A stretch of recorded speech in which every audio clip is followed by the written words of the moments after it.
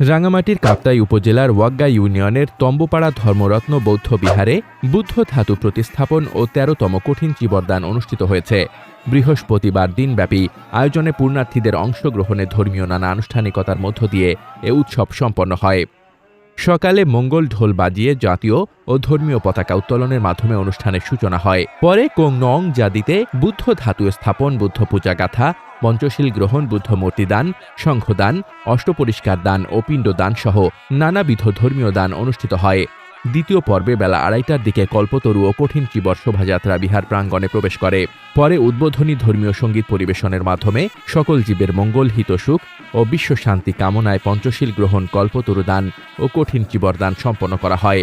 ধর্মীয় সভায় সভাপতিত্ব করেন ধর্মগোদা মঙ্গলসুখ বৌদ্ধ বিহারের অধ্যক্ষ ভদন্ত জ্ঞানবংশ মহাথেরো। প্রধান আশীর্বাদক হিসেবে উপস্থিত ছিলেন রাজনিকায় মর্গে ষষ্ঠ মহাসংঘনায়ক ও ঐতিহ্যবাহী চিৎমরম বৌদ্ধ বিহারের পূজনীয় বিহারাধ্যক্ষ ভদন্ত পামুখা মহাথেরো। প্রধান স্বধর্মদেশক ছিলেন ব্যাংছড়ি জয়মঙ্গল বৌদ্ধ বিহারের অধ্যক্ষ ভদন্ত সনা মহাথেরো। তিনি অনুষ্ঠানে আগত পুণ্যার্থী নারী পুরুষের উদ্দেশ্যে ধর্মদেশনা প্রদান করেন।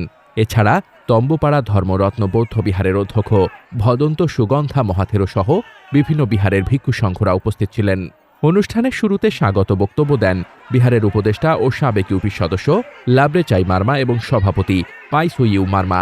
উপস্থিত ছিলেন উপদেষ্টা মং চাপ্রু মার্মা, সাধারণ সম্পাদক পাইসুইপ্রু মার্মা, যুগ্ম সম্পাদক থোয়াইচিং মার্মা প্রমুখ। দিনব্যাপী এ ধর্মীয় উৎসবকে কেন্দ্র করে তম্বুপাড়া এলাকায় উৎসবমুখর পরিবেশ সৃষ্টি হয়। মোহাম্মদ শামীম রেজা, দৈনিক খোলা চোখ।